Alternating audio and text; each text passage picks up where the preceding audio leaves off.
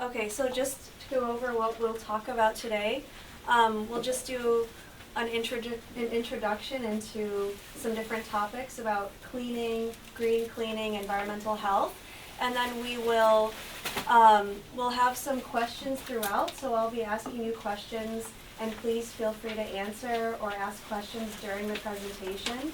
And then after we conclude the presentation, we will be making our own green cleaner for you to take home as well. The purpose of this presentation is just to, explain what green cleaning products are and to share information with families to try to encourage you to use make these products for use in your home. What is environmental health? Just to give you the basic definition is that environmental health is that part of public health that addresses all the physical, biological, chemical factors around a person. And it studies all of those things in the environment that can affect human health. So you can think about chemicals in air, water, soil, or food, which can affect human health. When we think about these chemicals, there's ways that they can be transferred to us, and those ways are through inhalation or breathing. So the chemicals can enter through our breathing of the air, through ingestion, like drinking, eating food, or even accidentally eating something, touching your mouth with your fingers. That's a way we ingest chemicals, and also through our skin contact. So how does environmental health affect you? Are there any concerns that you have about the environment where you live? So smoking in the building, that's against the law, and it's an environmental health concern that many of us have in Washington Heights. It's very common. It's a problem. Smoking outside the building, and then you walk through and you get the secondhand smoke. Exactly. It's not good for anyone when someone smokes in the building. It can move through the apartments up and down. Exactly. It can contaminate the air. Right. Well, there's multiple sources of contamination in our life, and it's, as you know, it's complicated to address each one. So noise is also a factor when you think about environmental health, something else to just consider. Air pollution is something that we deal with a lot in New York City, from traffic, bus routes, interchanges, and busy highways. When we think about pollution and environmental health, there are some things that we feel like we individually we don't have much control over. So did you remember last week when we had the water and it was like, what's going on here, and it's like an emergency, and people are wondering what's in my water, what happened, and you feel like, what am I going to do? You kind of feel a little bit powerless, and now that's resolved, luckily. But we also have, air pollution. That's something that we deal with every day. And sometimes we feel like we don't have a lot of control over that as well. If you ever have seen this person come to your building to spray for the pesticide, just something else that we may not have control over in our building, what chemicals are being used. So when you think about these things, you can get a little bit frustrated, but there are things that are easier for us to control within our own home, and those are the products that we use on a regular basis. Yeah, so many products that we use on a regular basis can impact our indoor air quality. So sometimes in New York City we get upset because we know our air quality isn't perfect, it's not as good as it could be. But when you think about the air inside your home, it's actually a combination of what's outside and what's inside. And what's inside your home is being influenced by the products that you use. So it could be influenced by, the pests, if you're spraying pesticides like Raid or Combat, also, commercial cleaning products like bleach, and then also, if you have pests like roaches or dust, those things can all impact the indoor air quality in our home. But those are things that we have more control over, and so we can change that. And then we have this slide about commercial cleaning products. So, do you recognize any of these logos? We have Lysol, Scrubbing Bubbles, Bounty, Windex. And why do you recognize them so easily? They're all over the place. They're all over the place, right? So these companies have billions of dollars, and they spend millions to market to us. So, of course, we all recognize Lysol, Scrubbing Bubbles, Pledge, Clorox. There's a big one. So we know these. So many of these cleaners use artificial fragrances and harsh chemicals like bleach, ammonia, and acids which produce indoor air pollution. So those make the air quality in our homes worse when we use these products. And so regular cleaning with non-toxic cleaners can help reduce the allergens in our home and other pollutants found hidden in dust without ruining the air quality. And so then we move on to why cleaning is important. So why do you clean? What's the main reason? For your health, right? To remove dust, allergens, and other chemicals from your home, to control pests sometimes. And also, one thing is if you have children in your home, you definitely want to remove dust and what's on the floor because kids are constantly on the floor, they're constantly in contact with the dust or whatever's on the floor. So that's one thing to think about. And also just, again, another emphasis on kids. Kids actually breathe 4 to 6 times more than adults, and they're closer to the ground, so they're breathing more of what's on the ground level. And then also with their skin, kids actually have more skin covering their bodies relative to adults. So they have more they have more possibility for coming in contact with chemicals that way. And they have more contact with the floor, as I said. Yeah, and the last point I want to make about kids is that they are growing rapidly and their organ systems are not fully developed. So they are more sensitive to chemicals than adults. And they also have the potential to experience greater health effects from chemicals. So that's why we're more careful about what products we use around our kids. Okay, so then one other thing we wanted to go over is the idea of cleaning versus disinfecting. A lot of the products that a lot of the brands that I showed you on the other slide make products that are very strong cleaners, and a lot of them are good for disinfecting a surface. But in most of our daily lives, we don't need to be totally killing every single germ on the surface of our counter. And that's because we live in a world where bacteria is all around us, it's inside of us, and it's just part of our life. So killing every single bacteria is not necessarily beneficial to us, but the first thing we'll talk about is, cleaning is done with water and a cleaning product or a soap or, another agent, and basically physical action like scrubbing or wiping away. And that cleaning gets rid of any dust or dirt or other material on a surface. So you can think of cleaning as just making the surface clear. And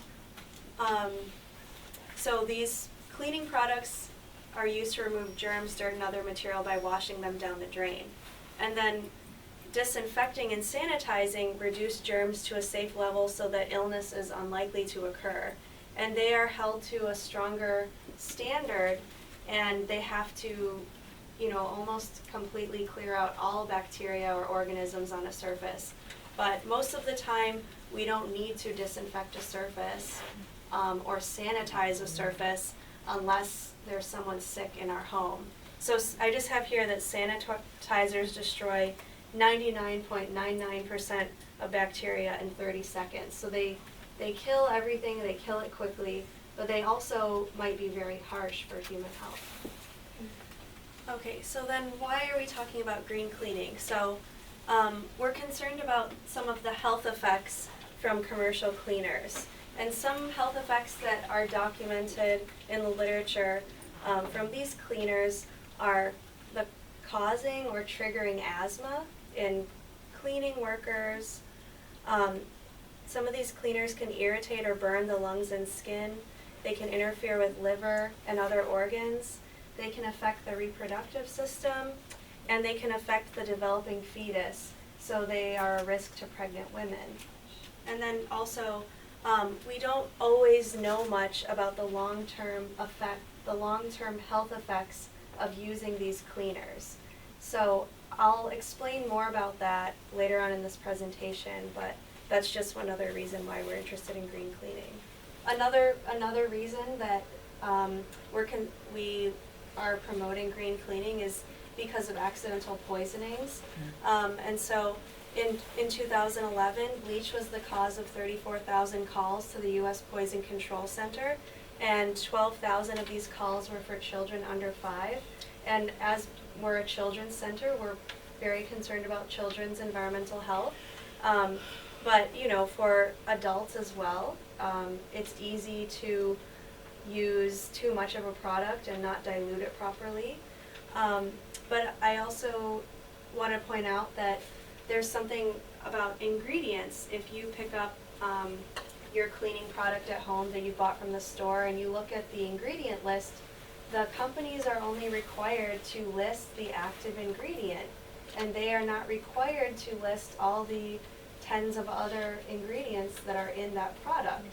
And as people who are concerned about what's in these products, it's very hard to find that information, and they are not required to share it with us. So a lot of products that are out in the market, we don't necessarily know what's in there, and that is very concerning. So they're not required to list all the ingredients, so that's poor ingredient disclosure. Also, manufacturers can use almost any ingredient they want, even ingredients that are known to pose health hazards. So they can use ingredients that they know will cause skin irritation or respiratory difficulty. The regulations are not very strict or protective on these cleaning products. And then also, greenwashing is a term that's come up.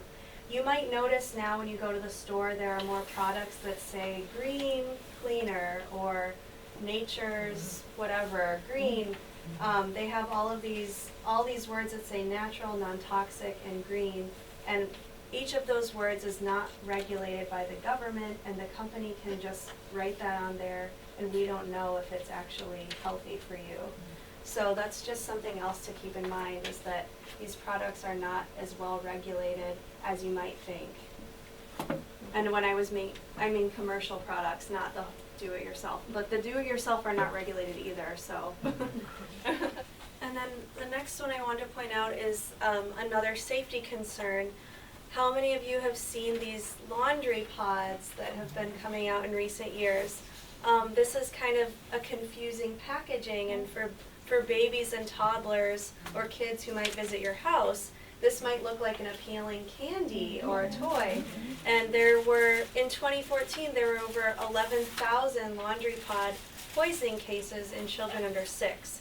And they've caused severe illness in children and in adults. So sometimes the packaging is not showing that it's a cleaning product. And so people think this is a candy. Another case is this Fabuloso or Mistoline. You also can think of it almost looks like a soda or a juice drink. And so kids may get the wrong idea if your child's friend was at the house or your grandkids, or you just never know. So that's always something to think about. If you keep these products in your house, or things that could be mistaken for a food item, make sure to lock them up high, where kids can't get them. Okay, and we just include this Poison Control Center number. If you ever have a concern, you can look up this number. If you think that your child or someone drank a cleaning product or mixed bleach and ammonia while cleaning, that's something you should never do, is mix bleach with another cleaning product, because that can create a toxic gas. But if your child is unconscious or having trouble breathing or having convulsions, you should definitely call 911, anything like that that's pressing. And these are the most dangerous cleaning products generally in the home. Those would be oven cleaners, drain cleaners, and acid-based toilet cleaners. So if you were thinking about changing over to a homemade cleaner, and you wanted to know which ones you should definitely try to focus on, it would be oven cleaners, drain, and acid-based toilet cleaners. And as I said before, we want to encourage you to never mix products. So never mix bleach with any other product when you're applying it, if you're using bleach. If you mix it with ammonia, it will create a toxic gas. And if you mix bleach with vinegar, it will create a toxic chlorine gas. And then if you're making your own cleaning products at home, you may have seen that if you mix vinegar and baking soda, it creates a bubbling action. Well, if you're using vinegar for its bacteria-killing properties, it's an acid, and so you don't want to mix it with baking soda if you're trying to clean off a counter, because the baking soda will neutralize it. And because vinegar is an acid and baking soda is a base, and they cancel each other out. So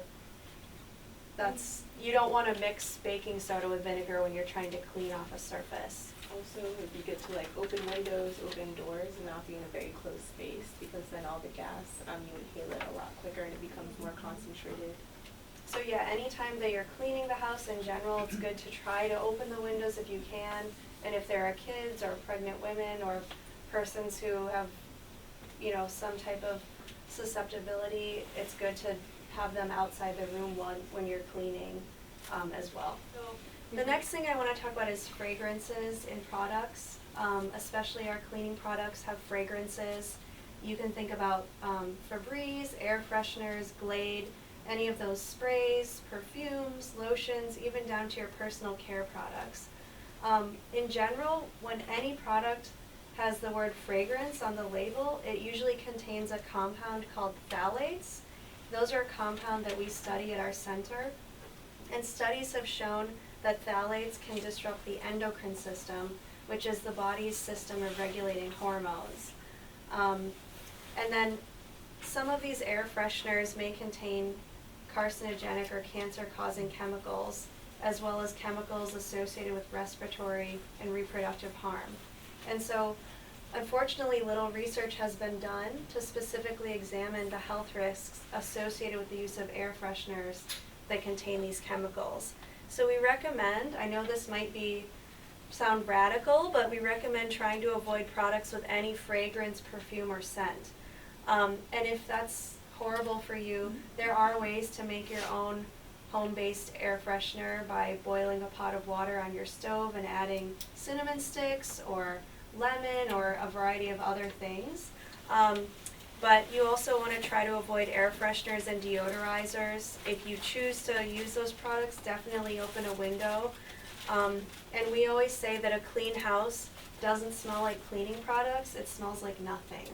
So that's our principle. And so just in general, if you're shopping and you need to pick up some regular cleaning products at the store,